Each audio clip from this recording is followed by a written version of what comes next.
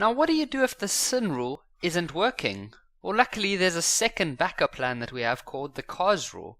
Now let's just first make sure that the sin rule doesn't work. So we said that the sin rule is all about opposites. So 30 degrees is opposite to x, great. 10 degrees is opposite to a. Sorry, not 10 degrees. 10 is opposite to a, but we don't even have a. Fine, we'll just use 6 as opposite to b, but we don't have b either. Well, then we'll just find b or a, because we know that the angles in a triangle add up to 180. But you can't, because you don't know a or b, so how are you going to find any of them? So this is where you would use the cos rule, when you can't find any opposites. So now the things that you need for a cos rule are the following. You need an angle, the side opposite the angle. Now when I say we've got the side opposite the angle, I know that that's x, but you can still take that as something that we have, okay? And then you need the two sides that are next to the angle. So we need that, and we need that. So once again, you need an angle. We need the side opposite the angle. We need the two sides next to the angle. If you've got that, and x could be any one of those. X could be the angle. So if you have anything like that, then we use the cos rule, which goes like this. And there we have it. Now, don't let these little letters put you off. C, B, A, B, or all of that. Those letters are just chosen as placeholders. But you could use Z, X, Y, R, T, S. It doesn't matter. What you need to know is the following. Now, this is very important. C, so that should actually be a capital C, because that's an angle.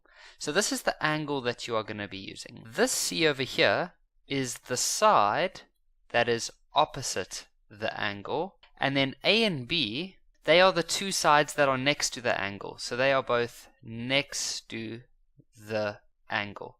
So for example, if we had to take this diagram and place everything into the formula, well, the side that is opposite the angle, well, that's x in our diagram, so that'll be x squared. And then the two sides would be 6 squared plus 10 squared minus 2, and then here it says AB, so that's 10 times 6, or 6 times 10. Multiplied by the cos of the angle, which is 30 degrees. That's how you would use it.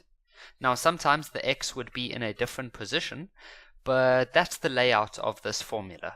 Now we're not going to physically solve in this video. In the next video we'll have some more examples, but let's take a look at a few others. So in this one I have purposefully used different letters because, and I should have mentioned this with the sine rule as well in the previous videos, the letters C, A and B do not have to match with on the diagram.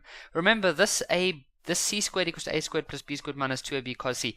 That is a general formula that you would see written in a textbook. It doesn't mean that wherever you see a c, you must use a c there. It's just a template.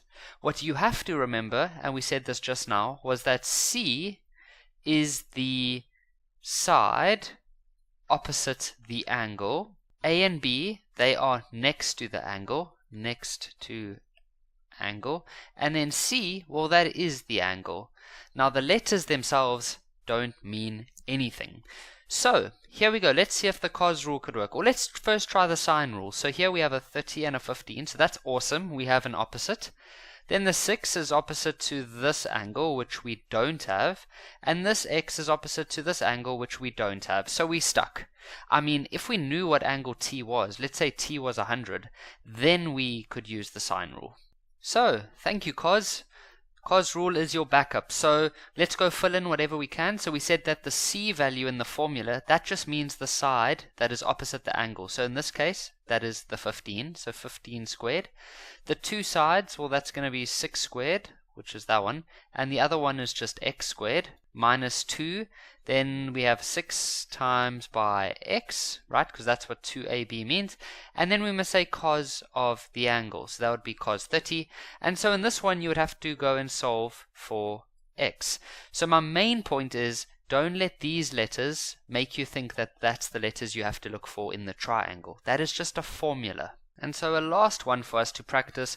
So let's try the sine rule. So the 50 is opposite the x, so that's good. But then this 6 is opposite an angle that we don't have, and the 9 is opposite an angle that we don't have. So we're stuck. So we use the cos rule. And so we said that C, well, that represents the side that is opposite the angle. A and B, together they must be the two sides that are next to the angle. And then this capital C over here, that is the angle.